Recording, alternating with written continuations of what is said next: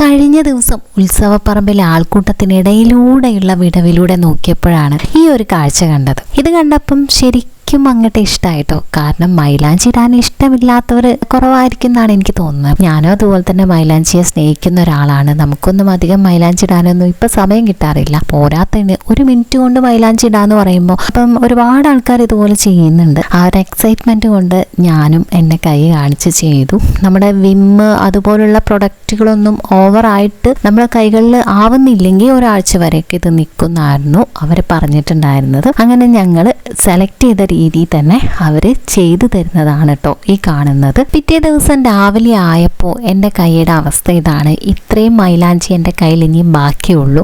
ബാക്കിയെല്ലാം പോയിട്ടുണ്ട്. വീട്ടിലെത്തി വെറുതെ ഒന്ന് കൈ കഴുകിയപ്പോൾ തൊട്ട് ഇതിൻ്റെ കളറിളകാൻ തുടങ്ങിയതാണ്. പിന്നെ എനിക്ക് ഈ മൈലാഞ്ചി ഇട്ട സമയത്ത് ഒരു നീറ്റൽ പോലെ തോന്നിയിരുന്നു. അത് അതിൻ്റെ ഭാഗമായിരിക്കും എന്നുള്ള രീതിയിൽ ഞാൻ അങ്ങോട്ട് വിട്ട് കളഞ്ഞു. പിറ്റേ ദിവസം രാവിലെ ആയപ്പോഴത്തേക്കും കൈ ആകെ ചുമന്നൊരു തുടുത്ത പോലെ എനിക്കൊരു വല്ലാത്തൊരു ബുദ്ധിമുട്ട് തോന്നിയിരുന്നു.